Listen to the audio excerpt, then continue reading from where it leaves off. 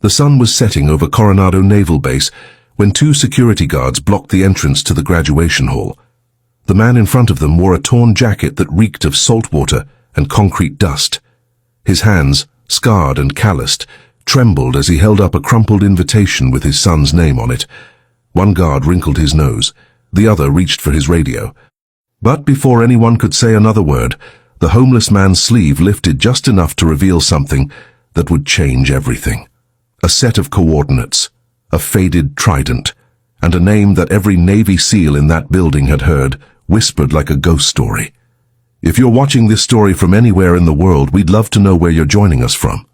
Drop a comment below telling us your city or country, and if stories like this one about courage, sacrifice, and second chances speak to you, please consider subscribing to our channel. Your support helps us share more incredible true stories that honor the forgotten heroes among us. Now let's continue. James Colton hadn't slept in a bed for 6 years. He'd slept under bridges, in doorways, on benches until the cops moved him along. His home was a concrete alcove beneath the Coronado Bridge, where the wind cut through at night, and the sound of traffic overhead never stopped. He carried everything he owned in a faded military backpack. A framed photo of his son at 8 years old, smiling with a missing front tooth. A Purple Heart medal wrapped in black cloth that he never showed anyone, and a broken portable radio that had belonged to his best friend, Marcus Reed.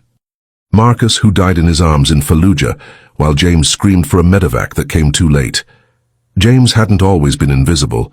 Once, he was Master Chief James Colton, call sign Reaper, Navy SEAL Team 6, 3 tours in Iraq, 2 in Afghanistan, specialist in underwater demolitions and hostile infiltration.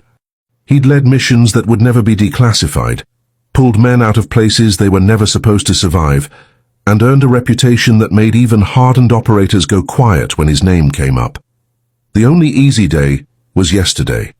That's what the ink on his forearm said, beneath the GPS coordinates that marked the spot where he'd carried 8 wounded men to safety through 4 kilometers of enemy fire. But he'd left 3 behind, including Marcus. The PTSD came slow, then all at once. Nightmares that made him wake up swinging.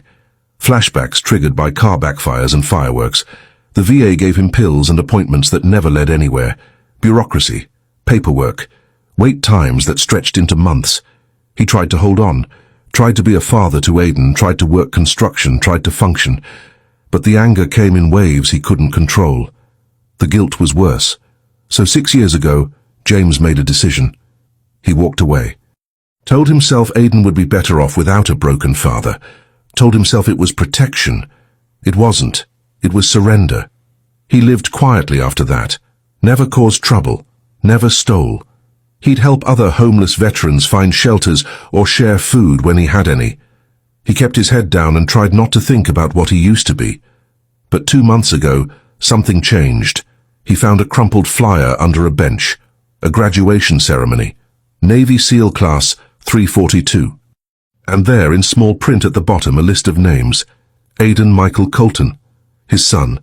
His boy. The kid he hadn't seen in 6 years was about to become what James once was. A SEAL. James walked for 2 days to get to Coronado. 43 miles on foot, sleeping in bus stops, drinking from public fountains. His feet bled through his boots. His ribs ached. But he kept moving. He wasn't going to miss this. He didn't plan to make contact, didn't plan to embarrass Aiden. He just wanted to see him, one time, just to know his son had made it.